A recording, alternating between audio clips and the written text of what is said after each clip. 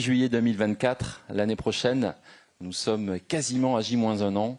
Nous célébrerons demain ce J-1 an. Je vais m'asseoir, peut-être ça sera plus confortable.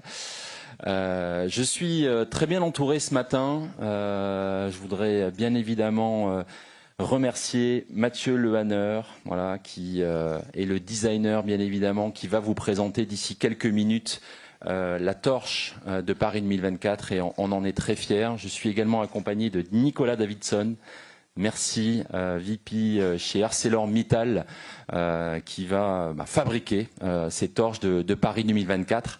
Et donc ce duo va pouvoir vous présenter d'ici quelques minutes tout cet univers autour de la torche de Paris 2024. Je voudrais également saluer nos participants. Merci à la présidente du comité paralympique et sportif français. Merci au président du comité olympique et sportif français. Merci également à nos partenaires, les parrains officiels du Relais de la Flamme, Coca-Cola, le groupe BPCE et tous les partenaires de ce Relais de la Flamme. Merci de votre accompagnement, de votre engagement, de votre soutien pour faire de ce moment un moment inoubliable. Alors moi je vais être assez rapide parce que bien évidemment d'ici quelques minutes vous êtes là d'abord pour ça, pour découvrir cette torche. Je voulais revenir quand même sur quelques mots pour vous dire qu'effectivement c'est un temps fort dans la vie du comité d'organisation. La torche, c'est cet objet symbolique. Quand vous discutez avec les gens, souvent ils retiennent sur les Jeux, on se souvient des anneaux, on se souvient des médailles olympiques et on se souvient de la torche. Voilà. Et c'est vrai que ces trois objets souvent qui sont cités comme les grands marqueurs de ces Jeux, qui accompagnent chaque édition des Jeux. La torche, c'est cet objet qui permet aussi d'être associé aux célébrations et notamment voilà, ce relais de la flamme qui parcourt en général tout le pays. On se souvient de ce parcours dévoilé à la Sorbonne il y a un mois. Aujourd'hui, on entre un petit peu plus dans le détail avec cet objet. On a tous en tête ces temps forts de cérémonie d'ouverture, où effectivement la torche est cet objet porté par le dernier relayeur qui allume la vase, qui proclame l'ouverture des Jeux de chaque édition. Donc c'est important pour nous ici, une image des Jeux de Tokyo, une image ici de Sydney, Cathy Freeman bien évidemment, cette image emblématique. Je l'ai mise parce que moi c'était ma préférée. C'est mon premier souvenir des Jeux. C'était mes premiers Jeux et j'ai trouvé ce moment absolument incroyable quand on était dans le stade. D'autres, bien évidemment, citent aussi régulièrement Mohamed Ali comme une de ces images qui ont fait date, qui feront date à jamais. C'est vrai que les éditions des Jeux nous transportent avec des images absolument inoubliables.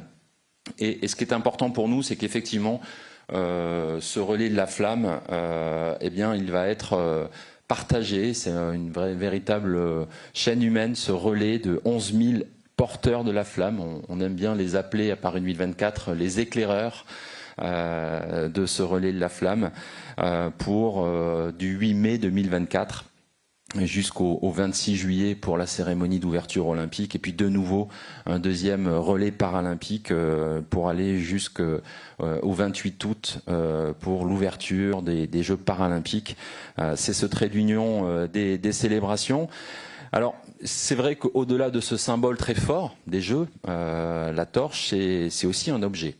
Et cet objet, il incarne aussi chaque édition des Jeux. Quand on regarde un petit peu l'histoire de ces objets, on le voit qu'à chaque édition des Jeux, il y a eu des torches, toutes plus belles les unes que les autres, avec leurs particularités. Chaque pays essaie de mettre en avant sa créativité, et on le voit bien, c'est un objet qui est esthétique, qui dit des choses également, et c'est dans cet état d'esprit que nous avons nous souhaité nous inspirer à la fois de ce qui avait déjà été fait sur les torches olympiques et paralympiques. Alors souvent, en tous les cas, elles sont de plus en plus proches et vous allez découvrir que ce sera le cas également pour Paris 2024, même si jusqu'à présent, il y avait toujours quand même un élément assez distinctif.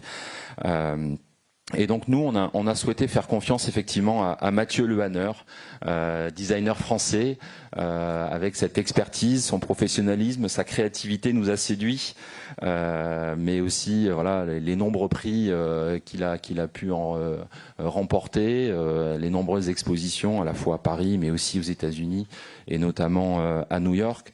Donc c'est une vraie fierté pour nous, effectivement, de vous annoncer que c'est Mathieu Lehanner qui a gagné ce concours, avec pour nous encore une fois ces deux grands enjeux. Le plus bel objet, il faut que cette torche, elle soit esthétiquement, qu'elle mette en avant la créativité française et notre savoir-faire. Et puis une torche qui, comme on a la coutume de le faire aussi sur l'ensemble des marqueurs de Paris 2024, ça a été le cas pour le logo, ça a été le cas pour le look, pour les mascottes, à chaque fois, créer du lien entre le look, l'esthétique et le sens. Et c'est vrai qu'on souhaitait trouver cet équilibre pour que la torche, elle dise qui on est. On sait qu'on est engagé sur un modèle de jeu inédit, avec une ambition très forte sur les Jeux Olympiques et les Jeux Paralympiques, avec la parité, avec cette ambition environnementale et écologique de nos Jeux. Et donc on a fait appel aux meilleurs des designers pour quelque part concevoir cet objet de la torche de Paris 2024. Et je suis déjà trop long, donc Mathieu, je te donne la parole. À toi. Merci Tony. Je prends juste 2 secondes pour profiter, ou 3 secondes pour profiter quand même, parce que ça fait 6 mois qu'on travaille sur la torche, 6-7 mois maintenant, et où évidemment c'était sous le sceau du secret et de la confidentialité la plus totale. Et c'était presque ça le plus difficile, c'est de travailler avec tout son enthousiasme, énergie et temps, et de ne pouvoir partager avec à peu près personne. Donc je savoure le moment où enfin on va pouvoir ouvrir les vannes de la communication. Et ça c'est précieux quand même. Donc merci de m'avoir fait confiance, d'autant plus qu'effectivement je suis ni un grand sportif, à peine un sportif. Je suis pas non plus un designer spécialisé dans les domaines du sport. C'est même la première fois que je travaille sur un projet qui est lié à cet univers-là.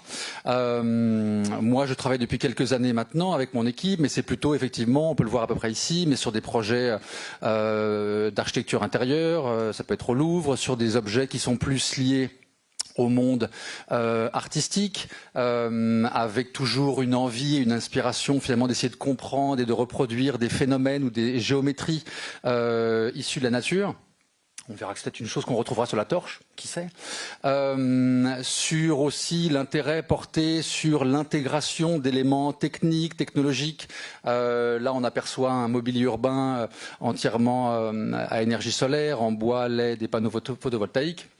Et cette intégration aussi technique et technologique nous a fortement servi pour la torche, parce que j'ai découvert au fil de l'eau que c'était un objet infiniment plus complexe, infiniment plus technique, voire technologique que ce que je pouvais imaginer. Je m'étais vaguement imaginé que c'était un bout de bois qu'on allumait au coin du feu et qu'évidemment on allait se passer. J'exagère à peine, mais c'est évidemment à l'exact opposé, c'est d'une très très grande complexité.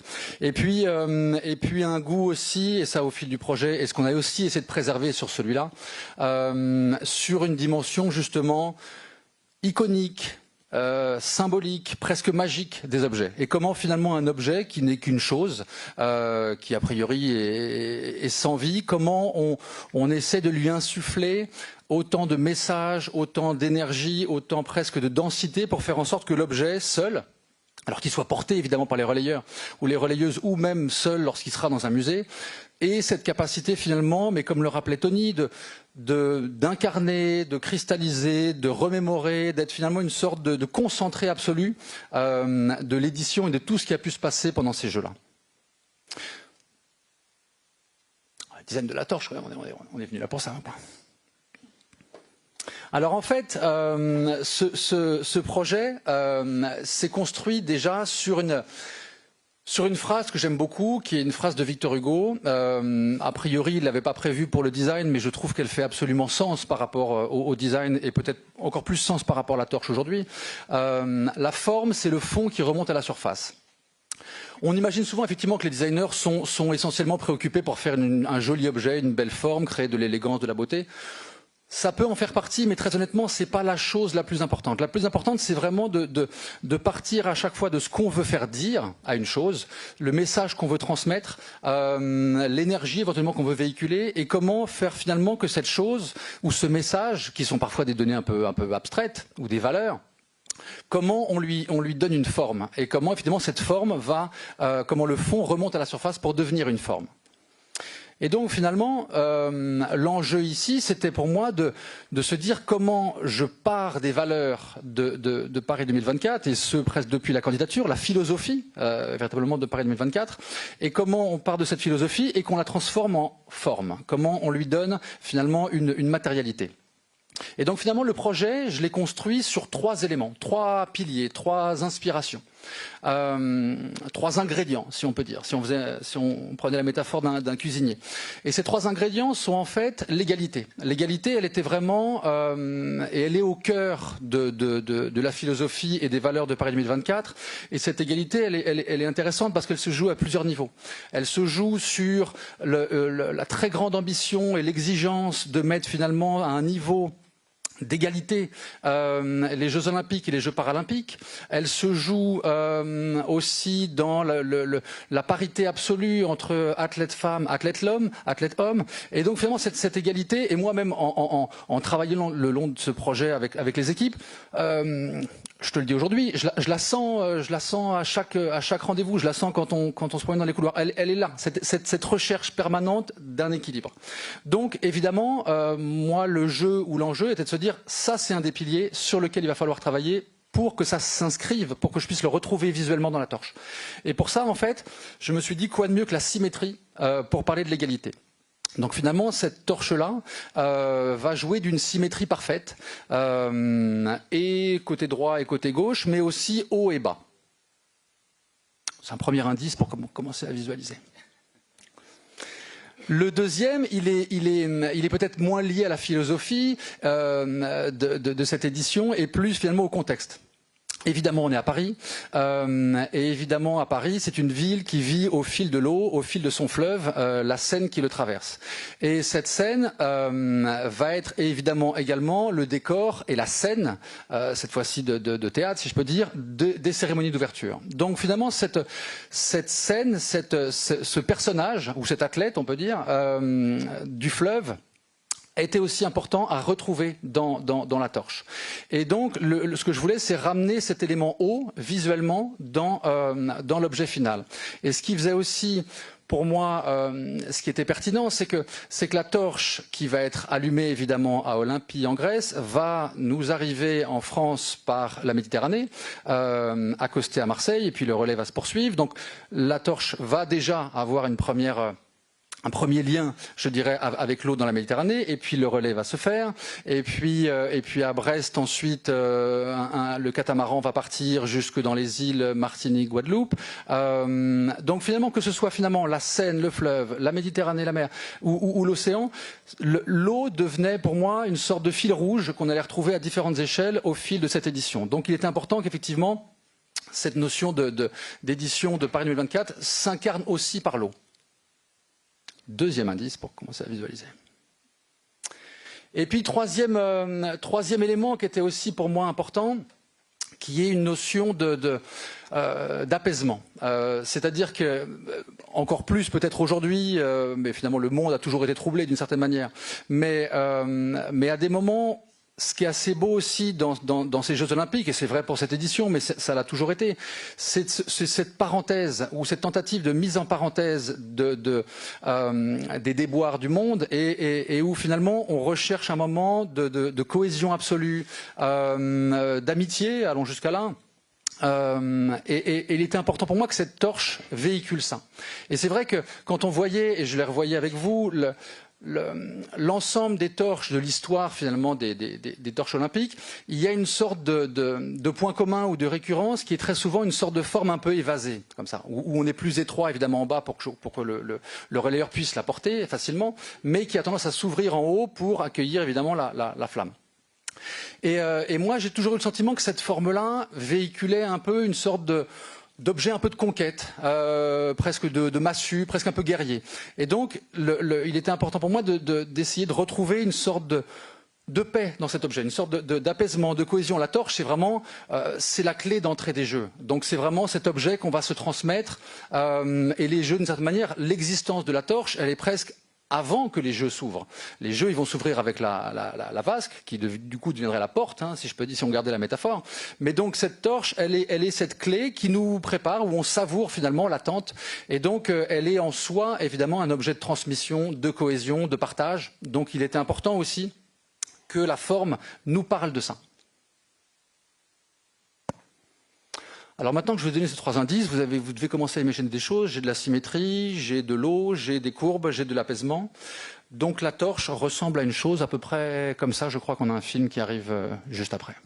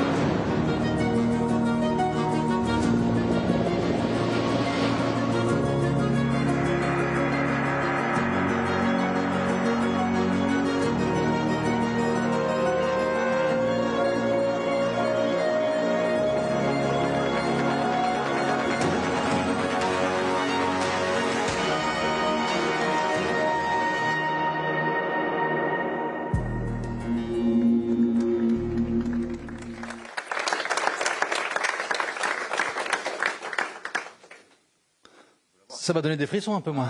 Hein, petit. Ça m'a foutu les poils, comme on dit. Donc voilà, vous la voyez, elle est là enfin. Alors là, elle est un peu plus. Si je me mets à côté, vous voyez qu'elle est un peu plus grande que son échelle finale. L'échelle finale, c'est un objet qui fait 70 cm. Et donc vous allez évidemment retrouver les éléments que je vous décrivais, que je vous évoquais, sur cette parfaite symétrie entre le haut et le bas.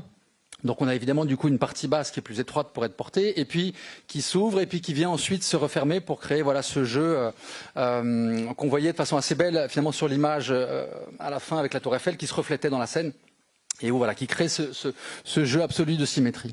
Et puis le travail de l'eau qui se traduit par un traitement du métal ici qui est entièrement poli, et puis sur le dessin même. Donc on a presque l'impression qu'on regarde. Alors est-ce que c'est la Méditerranée, est-ce que c'est la Seine, est-ce que c'est l'océan, on ne sait plus très bien, mais où on regarde finalement la surface de l'eau et qui va du coup évidemment refléter ce qui se trouve au-dessus. Et puis trônant en majesté l'emblème. Qui du coup, et on en reparlera peut-être après, n'est même pas un élément qu'on rajoute. Dans ce travail-là, c'est comme si on avait travaillé comme des sculpteurs. C'est-à-dire qu'on n'a pas essayé à chaque fois de rajouter des choses, mais de finalement, à partir de l'idée de départ, d'enlever. Enlever pour arriver à l'essence de ce qu'on cherchait, et puis enlever aussi pour avoir le moins de matière possible, le moins d'empreintes possible, et le plus de légèreté, évidemment, possible.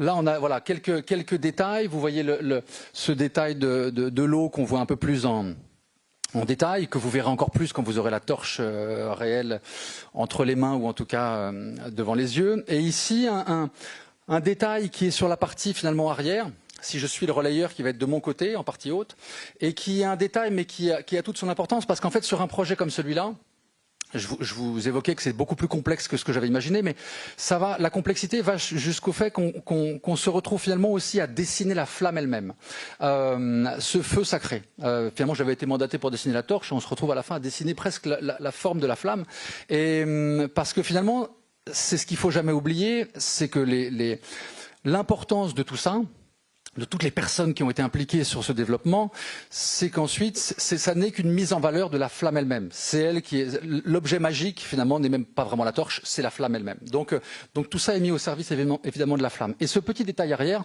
c'est ce qu'on a en fait mis en place pour avoir la plus belle flamme possible. En fait, ce qui se passe, je rentre un peu dans la technique, mais c'est important. C'est que si je cours, on va imaginer que ce micro est la torche. la flamme a tendance parfois à se coucher, surtout, c'est magnifique, surtout si vous imaginez que j'ai un vent comme ça qui arrive de face. Et du coup, ce qui se produit, c'est que parfois la flamme perd de sa visibilité. Et donc, nous, on voulait trouver une façon pour que, quelles que soient les conditions climatiques, la flamme soit toujours finalement comme une sorte de belle chevelure qui va partir voilà, en diagonale, en partie haute. Et à travers cette petite fente, on permet en fait de maximiser la sortie de la flamme qui va du coup sortir en partie haute, mais également sur cette petite fente latérale. Ici on voit les emblèmes donc qui sont découpés et là et je remercie à la fois les équipes de Paris 2024 mais l'ensemble des personnes, c'est que il y avait toujours une sorte d'exigence de garder une parfaite cohérence de l'ensemble du projet, de ne rien perdre finalement des intentions initiales. Et donc, sachant que cette torche portait et véhiculait les valeurs de l'égalité, on s'est dit à un moment, contrairement à ce qui se passe dans les éditions précédentes, il faut qu'on ait exactement la même torche entre les Jeux Olympiques et les Jeux Paralympiques. Ce qui se fait habituellement, c'est une petite variation de teinte, de finition pour marquer cette différenciation. Là, on portait un projet qui visait finalement à assumer totalement cette égalité. Et donc on s'est tous mis d'accord pour se dire, cette fois-ci, on va garder exactement la même torche, les mêmes finitions, les mêmes teintes. Évidemment, les anneaux olympiques deviennent les agitos pour les paralympiques, mais garder cette cohérence-là. La petite carte d'identité, donc on est sur un objet qui est entièrement en acier et un acier assez spécifique. Et ça, ArcelorMittal pourra nous en parler, mais avec évidemment cette volonté et je l'évoquais, d'avoir une empreinte réduite au minimum. Empreinte réduite voulant dire le moins de matière possible, et il se trouve que ce moins de matière possible nous permet aussi d'avoir l'objet le plus léger possible, donc en termes d'ergonomie c'est évidemment beaucoup plus simple. Donc réduire les épaisseurs au maximum, réduire la quantité de matière au maximum, être extrêmement vigilant sur quel type de matériaux j'utilise, et puis chose aussi qu'on est parvenu à faire, c'est à réduire considérablement le nombre de torches produites. De par le passé, je crois que c'était plutôt autour de 10 000, peut-être 12 000 torches produites. Sachant qu'on voulait réduire au maximum cette empreinte, on s'est dit, voyons jusqu'où on peut les réduire. Et quand on réduit le nombre de torches, évidemment, ça veut dire que les torches doivent être réutilisables au fil du relais, parce qu'on a 8 ou 10 000 relayeurs. Et donc en termes de conception, il fallait effectivement nous permettre d'arriver à cette optimisation-là du produit. Et donc ça a été, vous pouvez imaginer, mais une succession. Alors on pourrait en écrire un bouquin ou faire un grand documentaire, mais ça a été ça a été une aventure franchement incroyable, et quel que soit l'enjeu évidemment ramène une pression supplémentaire, mais une aventure humaine. Je te le dis aujourd'hui, mais franchement une des plus belles pour un designer, parce que et ça c'est sans doute grâce à toi et à tes équipes, mais c'est que il y a une exigence et une ambition qui est mise, j'allais dire à un niveau, mais en fait à chaque fois qu'on l'atteint, elle est repoussée un peu. Bon. Mais ce qui est à la fois une vraie pression, on peut imaginer pour un designer, mais une vraie chance aussi, c'est-à-dire qu'il n'y a jamais un millimètre de compromis. Il n'y a jamais une tentation de la simplicité en disant, écoute, là c'est un peu compliqué à fabriquer, il faudrait qu'on rajoute une petite vis. Non, si le projet doit se faire et l'intention est de ne montrer aucun élément d'accostage, de mécanique, on va garder ça. Donc l'ensemble du projet a été, et c'est étrange, facile. Étrangement facile et étrangement doux. Donc ça, pour ça, je vous remercie infiniment, et je remercie infiniment les équipes d'ArcelorMittal à qui je vais donner la parole, qui à partir d'un dessin, qui à partir d'une intention, ont gardé aussi ce degré d'ambition et d'exigence stratosphérique, et qui nous ont permis de transformer ce qui n'était qu'au départ qu'une idée et qu'un dessin en une chose qui va pouvoir parcourir une partie du monde. Merci beaucoup.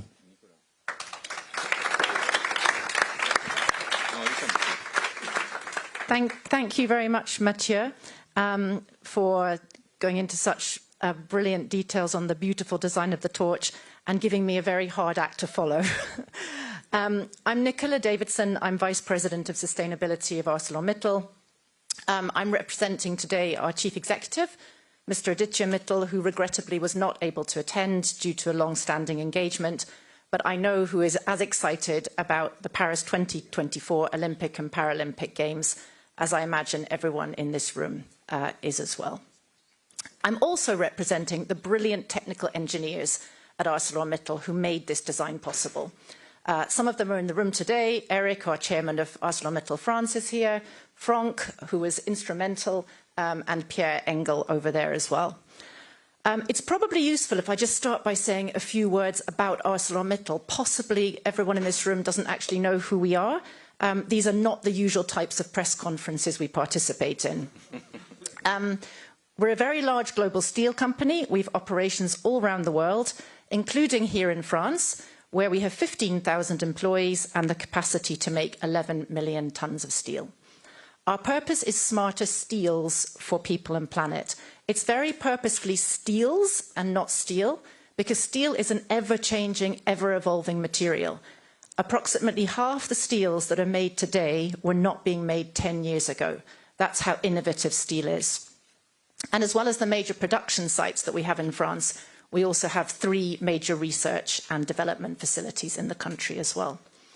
Let me just say that we're an extremely proud supporter of the Paris 2024 Olympic and Paralympic Games. This is not actually the first time we've supported the Games. We had the privilege of supporting the London Olympics and Paralympics in 2012, which was an incredible experience, I have to say. I lived through that, and I'm so excited for everyone in Paris for what is to come. It will be an absolutely phenomenal experience. Our steel also featured in London 2012, and it built one of the iconic structures of the Games, the ArcelorMittal Orbit. So why are we supporting Paris? Well, as I said, we have a major business presence here, and quite simply, we love the Olympic and Paralympic Games and everything they stand for. I think we all know that sport is the essence of the Games, and yet somehow the Games are so much more than sport. They transcend sport and embracing values that have the potential not just to resonate globally with everyone, but also to inspire. And of course, Paris has set their own values being based around sustainability and equality and the Games for all and diversity and inclusion. And that really resonates with us at ArcelorMittal as well. The drive to challenge yourself, to improve and achieve excellence. That drives us every day in business as well. But also, I think one of the great legacies of the Games, and we saw this in London, is to get people moving more, just to embrace sport values in their daily lives, because health and well-being and being active is so good for all of us. Here in Paris, also ensuring there will be equal numbers of male and female athletes for the first time. I wonder how many of us in this room had actually thought about that before. I certainly hadn't, but I think it's a brilliant target. And in particular, and this brings me back to steel, aiming to halve the carbon footprint compared with previous Games. And steps like this really make a difference to improve sustainability, not just in the Games, but globally as well. So coming back to steel, we're thrilled not only to be supporting the Olympics and Paralympics again, but also that our steel has an important role to play, as you've seen, and that it can help Paris achieve its aim of halving the carbon footprint. So this time our steel is making the mini torches, as you've also seen, also the mini cauldrons, and also the spectaculars and agitos, which are going to be on display in the city. All the steel is being made here in France, and all the steel will be reduced carbon steel.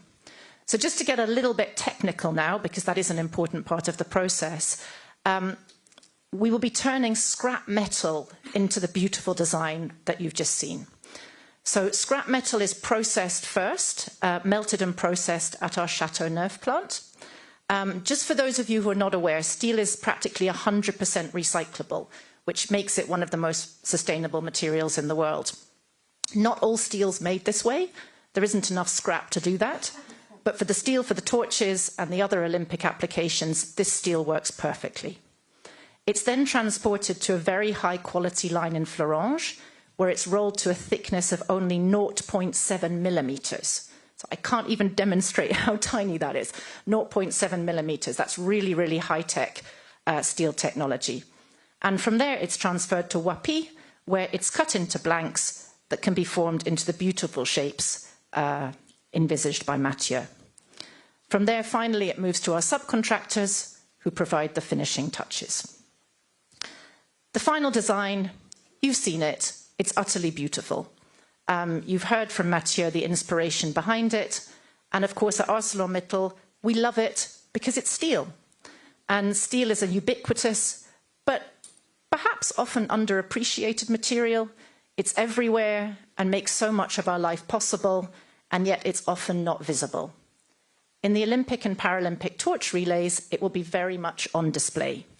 And the fact that this iconic symbol is being made with our steel will be a source of great pride to our 15,000 employees here in France, and indeed our 160,000 employees globally. In conclusion, let me just say again how honoured we are to have this opportunity. I have no doubt that Paris is going to put on an absolutely amazing Games that will leave a powerful legacy. And London 2012 was somehow 11 years ago now, and I remember it so clearly, and so clearly the buzz that there was in London during those weeks, and having the world's greatest sportsmen and greatest sportswomen in your city, competing in so many events, setting world records, showing the world just new levels of human endeavour and achievement. It's an incredible experience, and I'm sure Paris is going to love it. I would go as far as saying it's probably a once-in-a-lifetime event, and we are just very happy to play a small part in helping that happen. Thank you very much.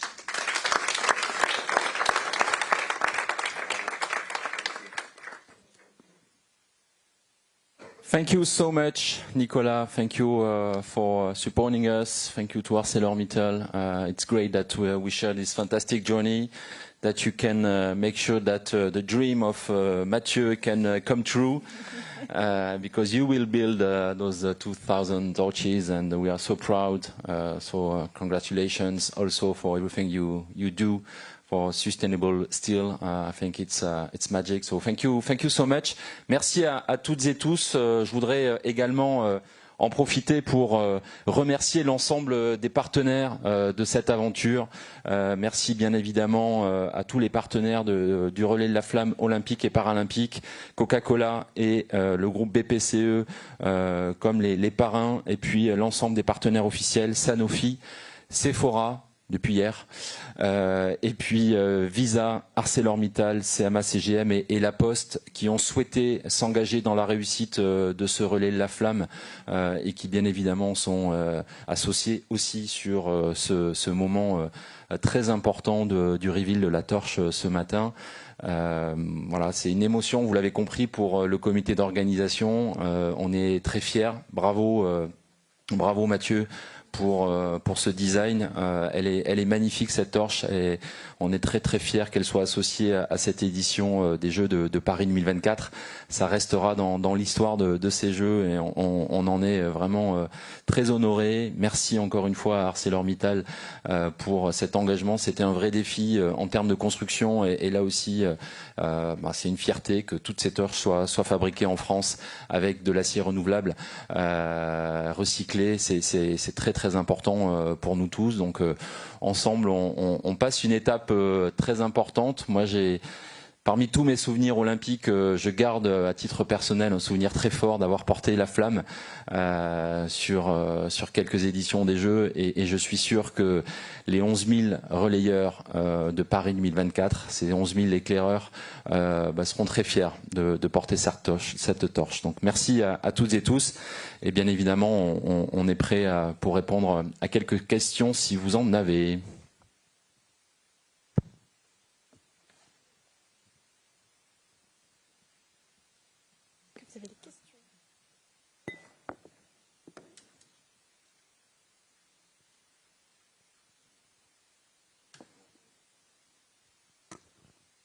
Bonjour, Bruno Fraioli, sportbusiness.club, je suis sur la gauche. C'est une question finalement plus personnelle. Tony, tu l'as eu en main, cette torche. Qu'est-ce que ça t'a donné comme émotion? Est-ce que tu la sentais plus lourde, moins lourde que d'autres? Effectivement, j'ai eu cette chance de l'avoir en main, de la tester tout de suite, voir si c'était du solide et si elle était aussi belle à l'écran qu'en vrai. Donc d'ailleurs, je l'ai pas dit dans ma conclusion, mais on vous donne rendez-vous dès cet après-midi pour voir cet objet qui sera au milieu d'athlètes de l'équipe de France sur le paquebot qui sera le bateau utilisé pendant la cérémonie d'ouverture l'année prochaine pour transporter la délégation française. Et donc la torche sera bien évidemment sur ce bateau au milieu des athlètes. Donc à tous les journalistes voilà, qui seront peut-être avec nous cet après-midi, vous aurez l'occasion de la voir de très près.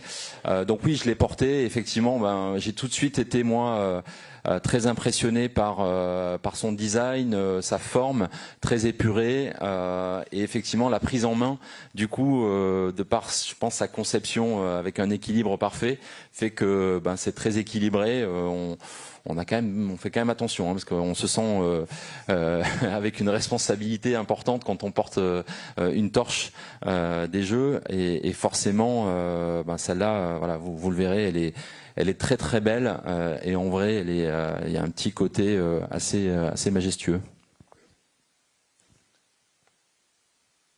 Juste un tout petit point de détail, mais c'est vrai qu'il y a aussi des choses qu'on ne voit pas.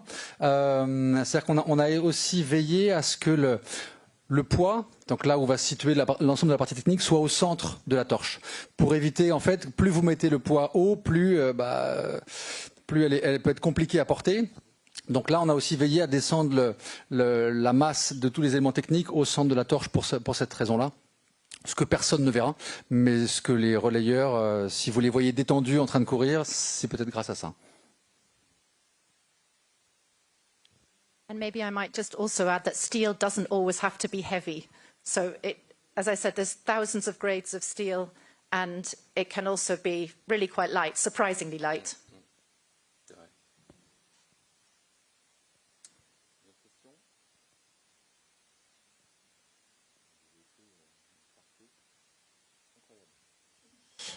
S'il n'y a pas d'autres questions, merci à toutes et tous pour ce temps d'échange. Il y a bien évidemment quelques réactions qui peuvent être prises, si vous le souhaitez, avec des micros tendus qui sont organisés juste derrière.